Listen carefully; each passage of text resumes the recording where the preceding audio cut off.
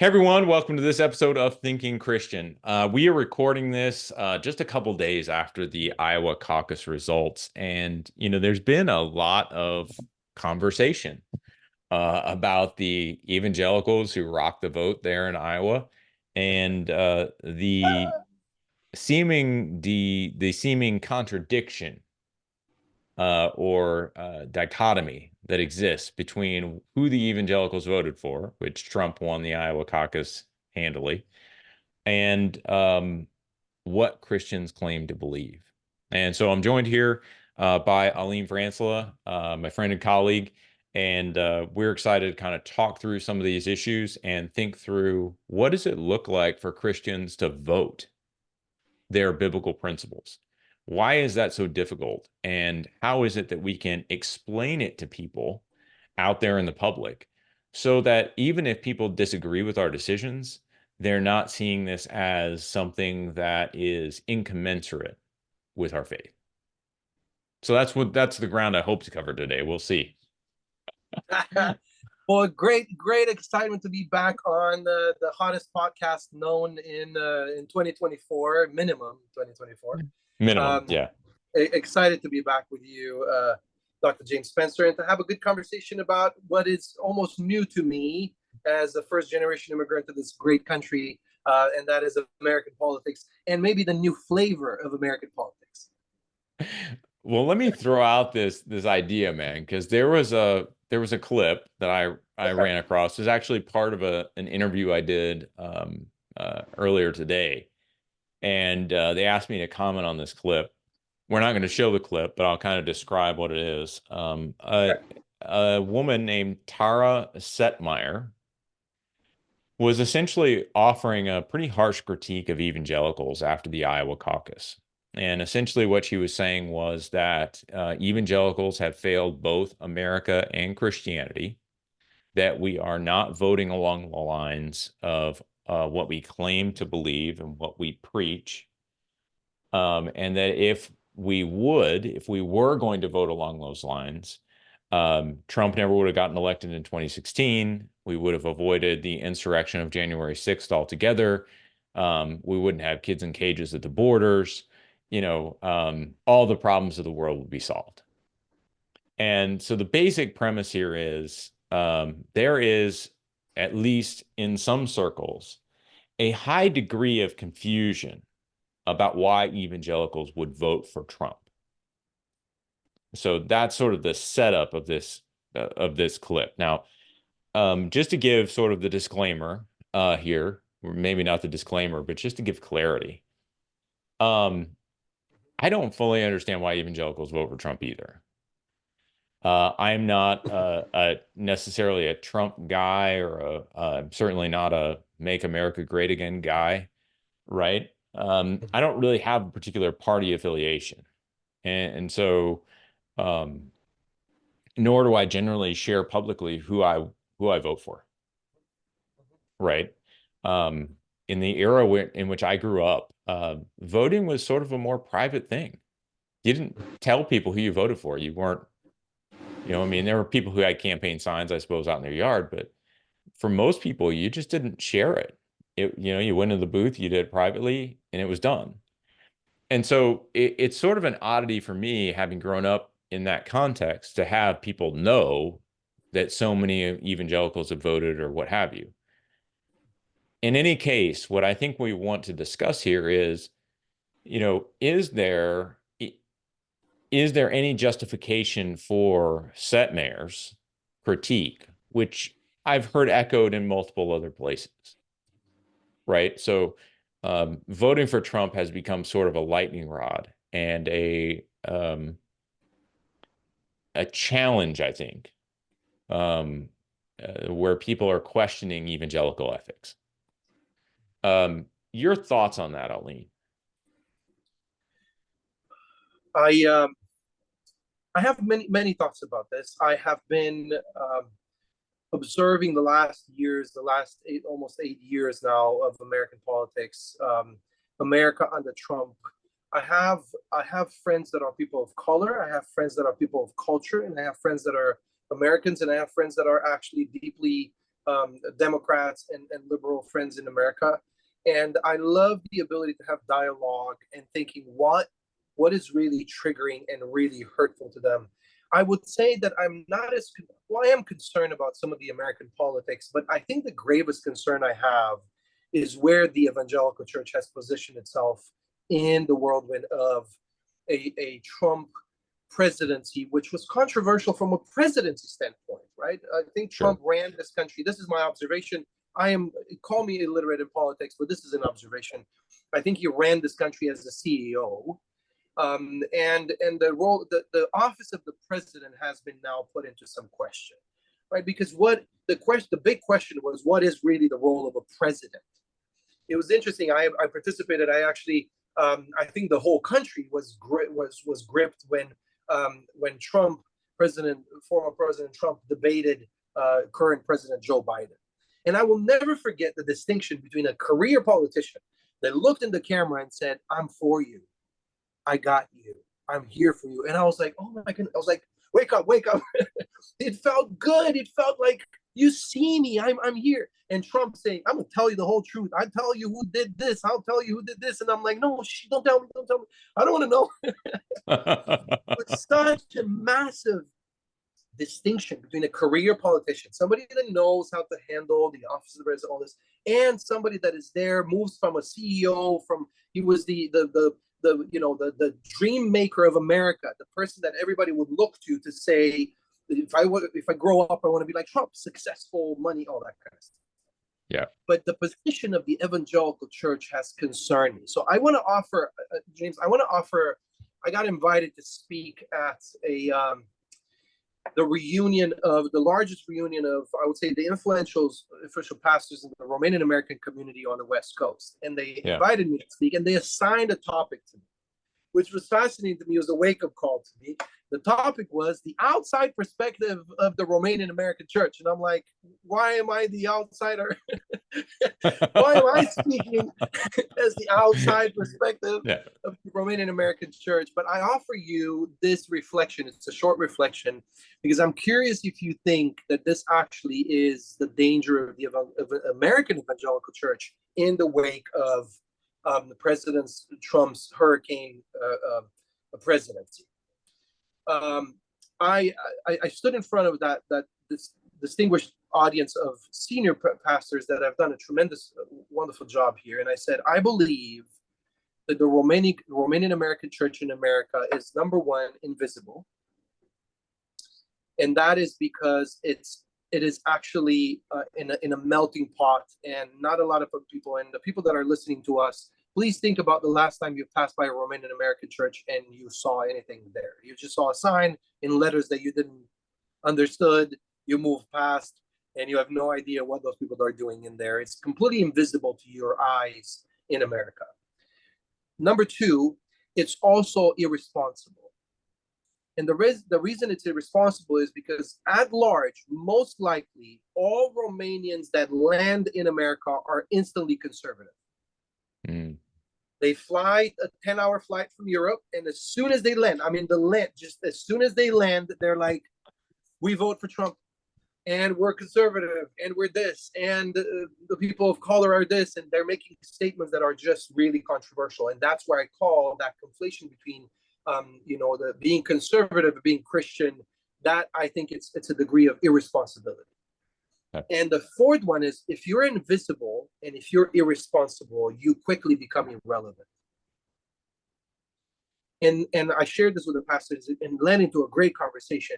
But I think this is where it's the concern of the evangelical church in the wake of a strong voice of President Trump that is somehow portraying himself as the defender of the Christian church, as the defender of the evangelicals, to be invisible, so that we see less and less of the church, we see more and more of the evangelical politics.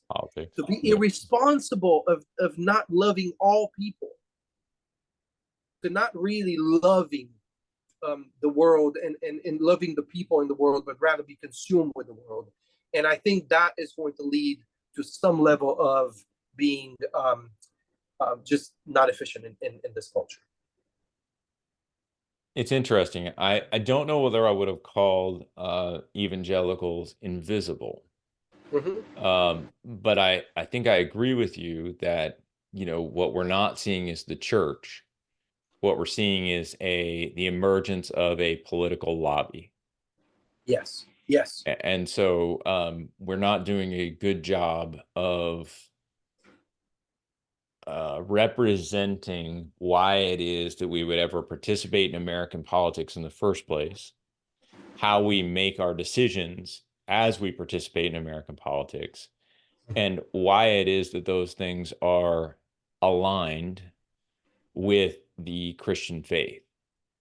And thus, I think you're right. I think we're becoming, to use your term, invisible as a church, but highly visible Yes. in an unfortunate way, Hmm. again, as another lobbying group. I like I liked the language of irresponsibility. I think that I would frame the evangelical church's irresponsibility a little differently. Okay. I tend to agree to a certain extent with Setmeyer, who made these comments in this segment, that the evangelical church has failed Christianity in America. Because as we flow from invisibility as a church, visibility as a lobbying group, what I think the irresponsibility is that the evangelicals have not demonstrated themselves to be a people apart. They've not demonstrated themselves to be a people who are so willing to be different for the sake of others that they can provide a true alternative to the politics of the world. And in that is a sense of responsibility or irresponsibility. Yes. Um, Again, I don't know that I would pin that only on voting for Trump, No. right? Arguably, you could have had the same thing if evangelicals in Iowa had voted for DeSantis or Nikki Haley or Vivek, or like, it doesn't matter who they vote for. The point is that once evangelicalism becomes more of a political lobbying group than a church, Mhm. they've abdicated a sense of responsibility that comes with actually presenting themselves as a church. And so that's where I see the failure really coming in. Um, and then I think irrelevance is uh basically that. I think that because we have so focused on, and the way I would say this one, again, just a little bit of reframing on it. Here's Mhm. what I'd say. The church makes much of God. A lobbying group makes much of politics. And so what we're really doing is we're making God irrelevant. And in this sense, um, he is no longer infinitely greater than any other actor or factor with which we interact, Yes. Yes. right? He is now just another factor, Mhm. right? He's maybe a factor that informs our voting. But let's face it, if we don't get to the polls, nothing's going to change. That is not, in my mind, a theologically true statement. It's just not. We do not need the government to reform and restore society. That is part of the government's role. But if we look at the way God has used governments throughout the ages, we don't necessarily see pious, moral rulers always moving society forward for the better. We don't see that. Sometimes what we see is a purging of nations. There, to sort of channel Genesis 15:18, 15:16, one of those two, 15:16 or 15:18. As the iniquity of the Amorites becomes complete, now God can move Israel into the land. But until that point, when the Amorites' iniquity becomes complete, they are going to continue to inhabit that land. And so, what we find in part in the Old Testament, part of that picture is nations are used against nations to move one nation out when it has been sufficiently disobedient, and to move another nation in until it has become also sufficiently disobedient, and is going to be moved out as well. We see this particularly in Jeremiah 25, where Babylon takes Israel into exile, and God says, I will also be punishing Babylon in the future for the acts that they have committed here today. And so nations don't get by with things, right? In other words, they are still under God's authority. And so I think in that sense, when we think about irrelevance, what we're doing is we are increasing the relevance of the political realm, the temporal, material, state of the nation sort of realm in which politics tend to exist. And we are diminishing the realm of the powers, the principalities that we are to be struggling against as a people called by Christ to be the church. And so I really like those three words that you're giving. I think within the, especially, these comments that Tara Sotomayor made were against white evangelicals. And so when we think about the white evangelical church, which may very well include Romanians these days, Yeah. like who Yes. knows, right? Easily. You're right.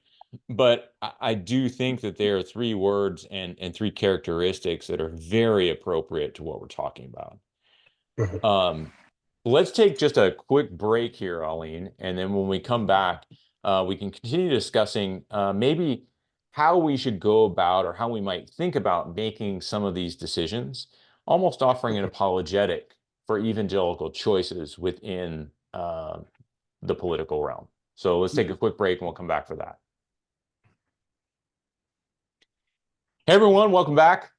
We are talking about the Iowa Caucus, the landslide victory of Trump in the Republican primaries, and really the role of evangelicals in that process.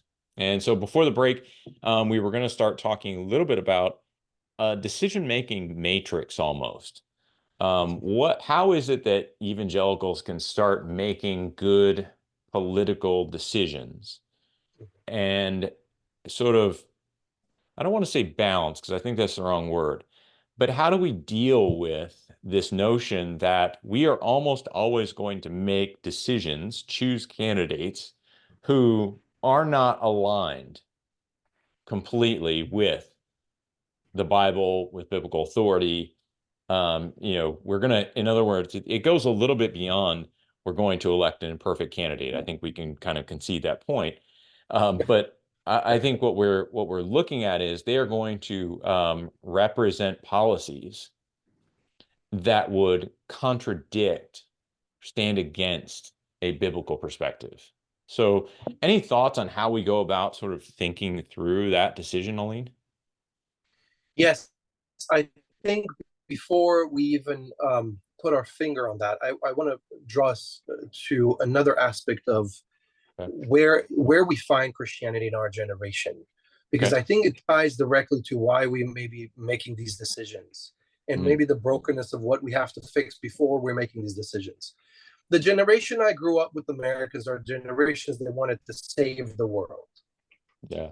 Even Michael Jackson said, "Save the world, make it a better place," right? So you had American missionaries that carried with them a flavor of colonialism, but it was actually that was with some level of pure intent, because they wanted to go out there in the world, the 80-20 window. It was really all about saving the world.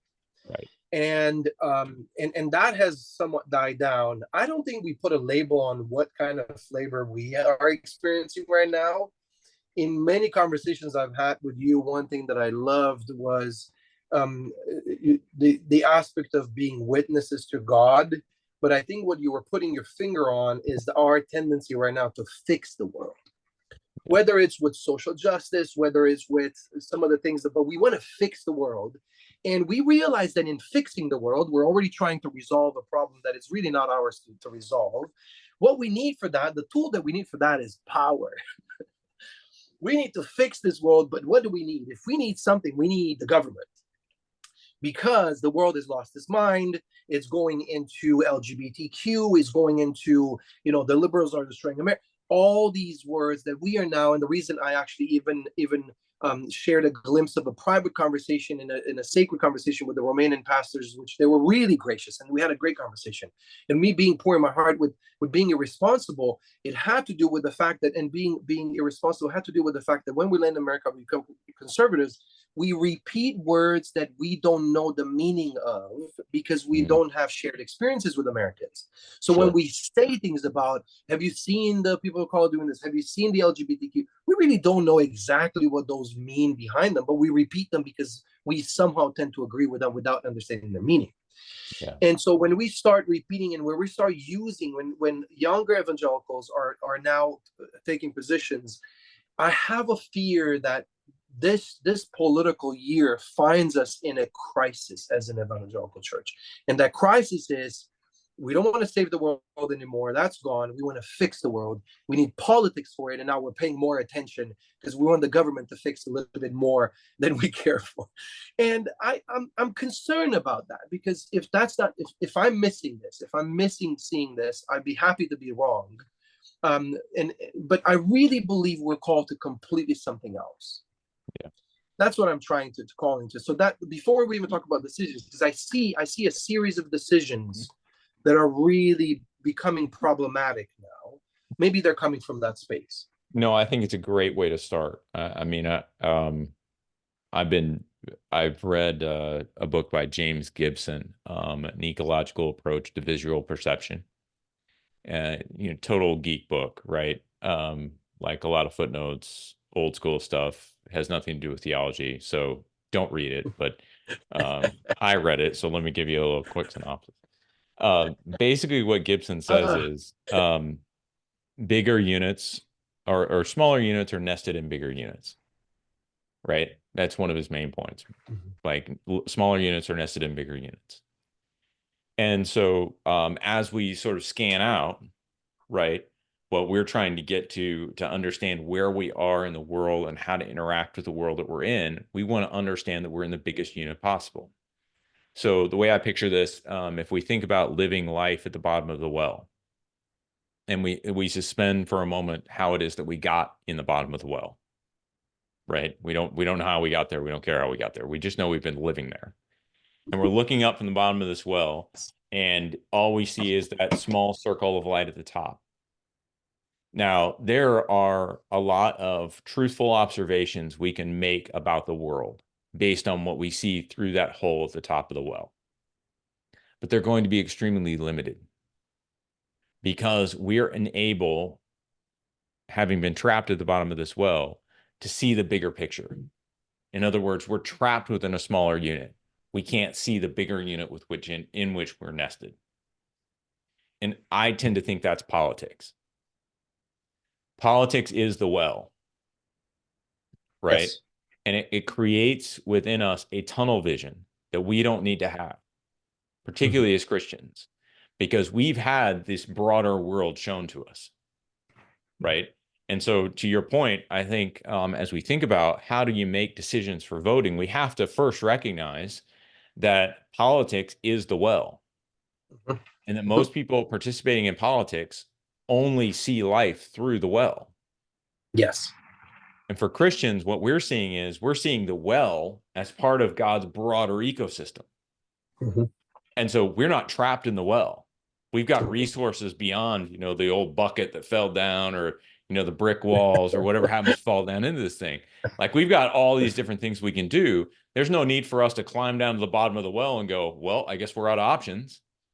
And so I think you're absolutely right in bringing this up, because to start our decision-making process, we have to frame our decisions within the biggest unit, and God is that biggest unit. We are nested within a world in which God is the creator and redeemer. And I would argue that all of our actions really need to be nested within worship. So John Piper talks about this in terms of mission. And he basically says, mission is not ultimate. Worship is ultimate, right? Yes. Worship will continue. Mission will end, right? Mission is something we do now because we can't worship all the time. right? Right. And Yeah. I would say the same for politics. Politics is not ultimate. It'll end, but worship never will. And so we need to be focused on the ultimate as we do the less than ultimate. So that's part of, I think, the decision-making process that Christians really need to wrestle with is our starting point. Our starting point is always, we love God. Now, because we love God, because we love God, because we worship God, now through that love, we learn how to love neighbor. Yes. And as we Yes. look at how do we love neighbor, now we can start thinking through, okay, how do we order the way that we love our neighbor? That ordering of love, Augustine talks about this an awful lot, the orders of love or the ordering of loves, right? Augustine essentially argues that our problem in relationships is not that we have a lack of concern for other people. It's that there is a proliferation of loves for us to choose from, and we often get distracted. And so what we need is the love of God to reorient and order those loves for us, to give us this sort of sense of what it is that we're supposed to do next. Now, I don't think that results in sort of a hard orthodox order, right? Where it has to be number one, do this, number two, do this, number three, do this. It's not going to end up being a recipe list. But I think as a general guide, what we're looking at is we love God with all our heart, soul, and mind. That love informs the way then that we love neighbors. And we begin to participate in politics such that we demonstrate the love of God through love of neighbor. That is, in broad strokes, the decision process that I think most Christians need to go through, as opposed to using something like, let's say, an ethical framework, right? And asking ourselves which is the higher good or something like that, right? Our ethics don't derive from higher goods; they really derive from God. And so through that worship, we learn and we see what it means to love other people. Yeah, I really love the framework of love.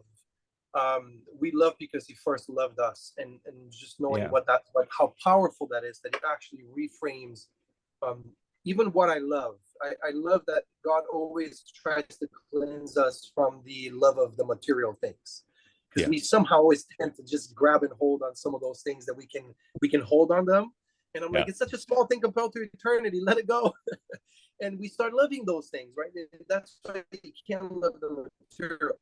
Um, I'm not trying to make, I want to make a distinction. I'm not trying to make a parallel between this year, this election year, and Dante's Inferno. I'm not trying to say it's going to be a hell of a year. I'm not trying to say that. But it was interesting to think about the levels of when Dante wrote about the Inferno, right? He said that there are layers and layers and layers, and the first cycle, it's limbo. There's lust and gluttony, and then greed and anger, and there's heresy and violence, and fraud is the eighth circle, and all the way down to the deepest level of hell, right? It's treachery. So it's basically betrayal of country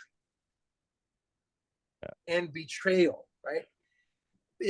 There's such a small nugget of truth in that, because I'm curious, if you were to do a levels of heaven for evangelical Christians in America, right? What would be at the top of the priority as the Inferno gets down to the worst level of person in America, as somebody that doesn't love America, right? Yeah. Somebody that trait. But what is the highest form of priority for evangelical Christians? And I pick on evangelical Christians because I'm an evangelical Christian, and I do think we have a different responsibility than any group, than any political group, of really sharing the truth of the gospel. And that responsibility put on us is huge, it's massive. We cannot taint that with anything. And I see it in the way we react. I see it in the battles. But what would be the highest form of heaven on earth? Every time we pray, your will be done, God, right? As in heaven, on earth, when we are now celebrating and we're so excited about a win that is what is telling me that this is going to be definitely a hell of a year, right? This is going to be an interesting year in America. Yeah, I'll answer real quick and then and maybe we can continue after the break. But what I would say is, I think for many evangelicals, um, what tops the list are sort of hot button issues, right? So things like abortion, um, top the list and have traditionally topped the list. Now, Yeah. there's part of me that says that, and then, I look at statistics, right? Why evangelicals voted for Trump the first time around. And what you see is that many evangelicals voted for Trump because of economic reasons. And so, there is a sense in which prosperity, which there is a movement toward prosperity gospel even these days, prosperity may very well top that list. And moral issues may come in second, third, or fourth. Yes. So even saying, abortion tops the list, I think it may be the most frequent talking point. But when people are filling out their surveys and they're answering their questions, it tends not to come out on top. And I think that's a little bit concerning. And so if we are making our decision based on how we can be maximally prosperous, um, that's a scary thought. But I think at the very least, some of the statistics I've seen, they suggest that. And that means that evangelicals need to really rethink why it is that we're voting for the person we're voting for. Obviously, I think that's a mix of reasons, right? Moral, economic, all those different sort of mixes.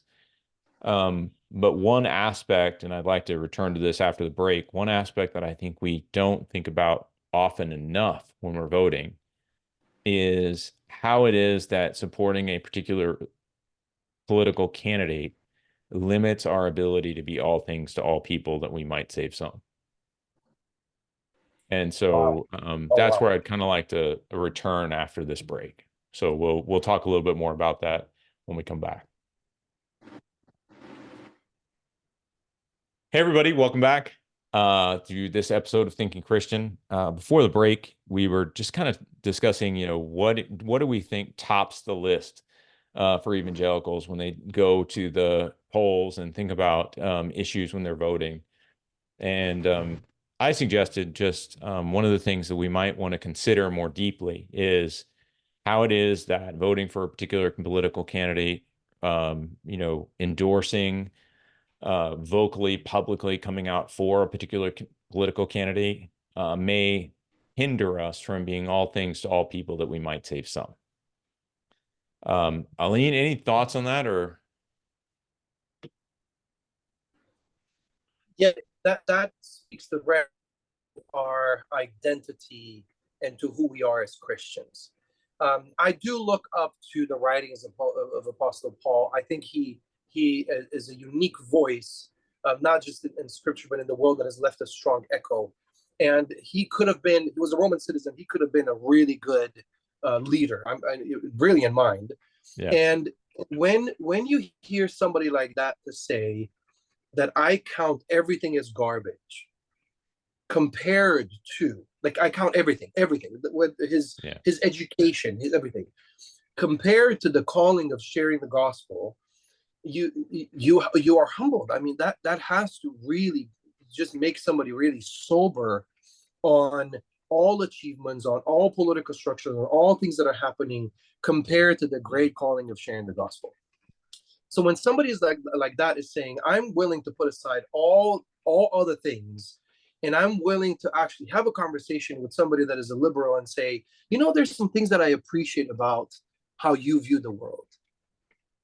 Right? How hard are those words coming out of our mouth, talking to somebody that is so different politically than we are in this generation? I remember I was in England, sitting across the table from somebody, and I was positioning myself a little bit more conservative. I think at best I'm a centrist, but back in the day, I was a little bit more conservative. Sitting across from somebody that was liberal, and she said, "I can't believe that somebody can be a Christian and be a conservative." Mm. And my response is like, "I can't believe somebody can be a Christian and be a liberal." And we are sitting across the table, and I am still grieved on that in that conversation because we were both missing the point. We were both missing the point by miles and hundreds of miles, right? Because thinking through that is saying that somebody that is in more democratic in their views and more liberal in their views, they're more consumed with the person, and somebody who's more conservative is more consumed with the structures. Both are needed. Both conversations are very much needed. But on top of that, the different game that we talked about in a different podcast is being part of a different platform. You are consumed with the things of the kingdom. That's what I love about what Apostle Paul is saying. Yeah. I think that's a good way to put it, consumed with the things of the kingdom. And so as we go to the polls, there is a way for us to be consumed with the, and here's the mistake that I think, I don't even know whether it's a mistake. I'll call it an overemphasis. I think here's the overemphasis. Okay. As we look at moral issues like abortion, even things like immigration, if we look at the economy, any of these issues that we look at that we would consider to be fairly strong political issues, we generally frame them as political. Mm-hmm.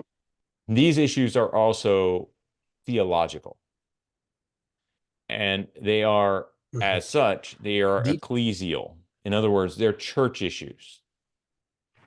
And so what I would argue is that part of the overemphasis we're making, we are saying, look, these problems can only be solved through political action. And I think that's a mistake. It's something I've talked about on the podcast previously. I call it cheap participation, right? So when you go through the grocery line, like around Thanksgiving or Christmas, they do this a lot. And they're like, hey, would you like to round up to help feed a family for Thanksgiving? Would you like to round up to feed a family for Christmas? And, I mean, it might be 15 cents, right? And intuitively that 15 cents is going to add up and this is going to have an impact. And so I don't have a problem with rounding up. In fact, I usually do it, right? So let's round up. Great. The danger in rounding up is in thinking that in rounding up, you've done all you need to do. That's what I mean by cheap participation. Rounding up is about the easiest thing in the world to do, right? Occasionally it comes out to like 5 cents. Yeah, no problem, right? Yes. And so it's cheap participation. It really requires no effort on my part other than push a button on a screen. I'm actually just depressing an extra button. That's all I'm doing. I'm saying an extra yes in answer to a cashier. That is cheap participation. And so my concern sometimes with Christians and the political process is that we are participating cheaply by voting. That voting becomes all we need to do to solve these issues. Yes. And so I think that's an overemphasis, again, that we may be falling prey to. We're overemphasizing the significance of politics, and we're underemphasizing the myriad of ways that the church can plug in and do something about these issues outside the political realm. And so we spend a lot of time and a lot of energy. I mean, we've spent multiple podcasts on this, right? And so, and I don't mind talking about this stuff, but the reality is, right, what we keep coming back to is just this: the world needs the church. Yes. The world needs the church. And if the world does not have the church, guess what? It's always going to be the world. Always.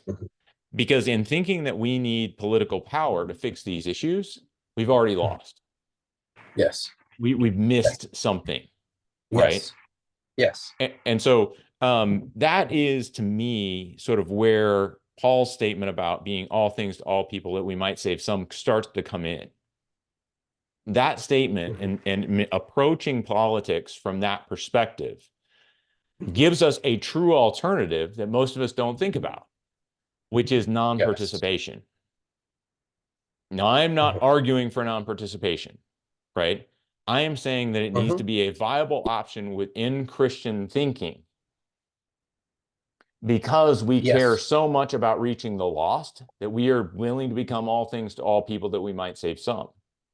Yes. Part of what we're seeing in these critiques coming out, as I mentioned before, Tara Centermeyer, is able to critique evangelicals the way she is because we've surfaced, Yes, we right? have. We've made it known. Hey, we're evangelicals and we're voting for Trump. Yes. And so, there's only a couple ways to solve that, right? Either don't claim evangelical on the voting sheet, not telling you not to be evangelical in daily life, right? Not at all. But maybe the government doesn't need to know that you're evangelical, right? Maybe they don't need it for their stat sheet. Maybe that's just their problem, not ours. But then the other way of it is just don't vote. At the end of the day, we have to trust that whether we vote or not, God is going to put the man who he wants, man or woman, who he wants in charge. Like nobody voted for Caesar. Yes. Right? Nobody raised their hand for Nebuchadnezzar and Cyrus in the Old Testament, right? Like these guys are just in charge. And so I think that while, yes, it's appropriate for us to participate in the mechanism, we also need to be really thinking this through from a thick theological perspective and Yes. saying, at what point does participation in politics do more damage than it does good? And are there ways that we could reorient our efforts or add to our efforts, right? Not abandon politics 100%, but to say, we're not going to spend as much time on this as we used to because we're going to be doing church things. We're going to be doing the politics of the church. We're going to be serving and caring for people. We're going to mobilize in that direction. I don't think there's an easy solution here, right? Like I'm not arguing that there is some utopia that we can find if we'd only do it a different way. I think that's ridiculous, right? But I do think that there are avenues of faithfulness that we very seldom explore because we bought into this idea that there's a political system that we have to participate in. Yes. Yes. And I think that when we buy into that given, right? Not that it's bad to participate, but when we buy into that given, when it becomes a have to, a must, we have made a category mistake. Yes. And that skews our thinking. We have to choose between the two evils. Yes. That's right. That's right. And you know what the reality is? We don't. You don't. Right? We don't. We have other options available to us. Right. We're not caught in the well. And so, we're not at the bottom of the well. We can see the whole bigger picture. We have plenty of other options we can exercise.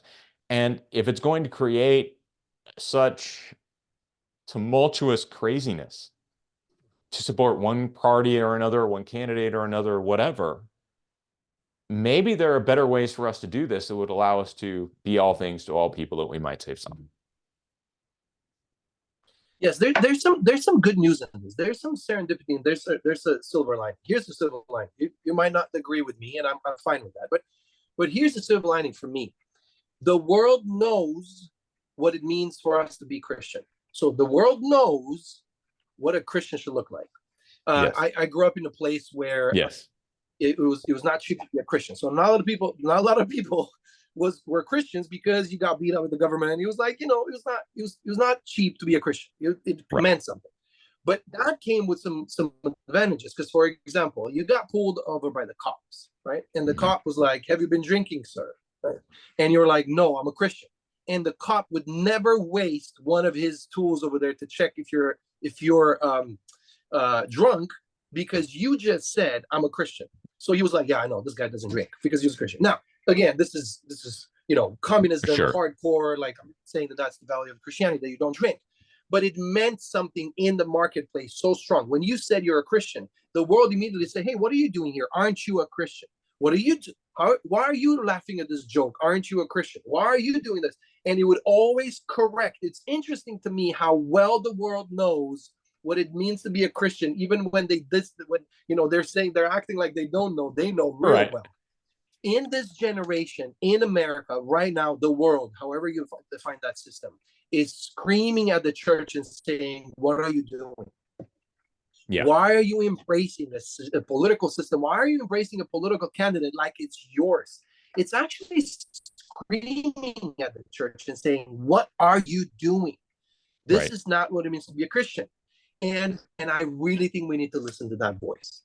I think that voice should teach us something. Why is the world screaming at us? Exactly like the article that you mentioned. You have failed America and you have failed Christianity. But where they're screaming that, that means they need you to be the church. They need you to be there, even though they disagree fundamentally with you, but they need you to be there. Because without that faith, without the person of faith, the entire system would collapse. Yeah, and I think ultimately it's a really great place for us to sort of close this out because what I would say is I heartily agree with that. I do find it fascinating and perhaps politically expedient that people conveniently know what the church should be like when the church does something that they disagree with. Uh, and so I think what people would really like is for the church to swing around and serve their politics as opposed to their the other people's politics. But I Yes. think what the point you're making is absolutely correct, is that, there is a way that people understand who Christians are supposed to be, that we are Mm-hmm. supposed to be different, that we're supposed to be more maybe above it all in some Yes. ways. I'm not Yeah. saying holier than thou, but actually sort of thinking on a different plane. And not consumed And with right. And in or voting for buying. Trump, at least, certain commentators are sitting back going, this doesn't seem like you're above it all. It seems like you're down in the mud with the rest of us. What are you doing? I And know. so I think it is a good wake up call for us Mm-hmm. to start rethinking how we evaluate, how we explain Mm-hmm. why it is that we're making the political decisions we are. And I do think Yes. there are a lot of great resources out there. Augustine's Ordering of Loves, I think, is a great one. Thinking Mm-hmm. through it from that perspective. But then I'd also just, mind the scriptures. Yes. Because Yes. it's a much more recent thought for me Mm-hmm. to begin wrestling with, if Paul is telling me to be all things to all people that I might save some, how do you Mm-hmm. do that in a democracy where you have two candidates and it Mm-hmm. is very transparent who you've voted for? Mm-hmm. Mm-hmm. I mean, Paul didn't have that problem, right? Caesar wasn't elected. Mm-hmm. And so Paul's talking about in a very different context. He's talking about in terms of, Jew-Gentile relationships and various different things. But Paul would have still been fairly public. It's not like he's not going to have anybody, taking pot shots at his decisions. We're always going to have to deal with this. And so I think we need to wrestle around what Paul is really saying there. Yes. And because at the end of the day, even if Trump got elected, if Biden gets elected again, whoever gets elected, right? It's 4 years. Mm-hmm. It's 4 years versus the eternal salvation of someone that we could potentially reach if we were just willing to sit back and say, our task is not electing the right guy. Our task is serving the right God. And, Yes. and Yeah. so that's where I think we need to focus as Christians. I agree wholeheartedly. So, folks, as you're making your voting decisions, obviously I don't have, and I don't think Alin has any clear-cut advice for you, right? We're No, not going to tell you what hold the the punch vote. on the voter booth. We're not going to tell you who to cast a vote for. We're not even going to tell you what issues you should have at the top of your priority list. But what I think we would say is just this. What it means to think Christian about these issues is to make God the most relevant factor in the room, Yes. to make much of God. And to Yes. the extent that we can point to and magnify him through the decisions we make in politics, we're doing the right things. That's true. So, Uh, James, would you please? I got a chance to preview your Serpents and Doves book. I got a chance to just read a little draft of that, and I'm excited about what that's coming out. Could you please give just one quick shout out on? Because I think that's going to be tremendously important. yeah. So I'd encourage people, take a look, sign up at usefultogod.com, download one of our pieces from there. I have a new book coming out called Serpents and Doves, Christian Politics and the Art of Bearing Witness. And I go into greater depth on a lot of these issues in the book, as well as just dealing with some basic biblical concepts and trying to wrestle to the ground what it means to have the church distinguished from the state. It should be coming out sometime in February. And so I'm excited to offer it, and would encourage you to just go over to usefultogod.com, sign up for something, and then you're on our email list, and you'll get a notice when the book comes out. It'll be available on Amazon.com. So, yeah, look Super forward to excited. that, and hopefully, it will be a help to folks as they move into the voting season. Yes, yes, yes, yes. It's gonna be a great year. All right, everybody. Alin, thanks for being here. Thanks for Folks, having thanks me. for listening. And we'll look forward to having you back on the next episode of Thinking Christian. Take care, everybody.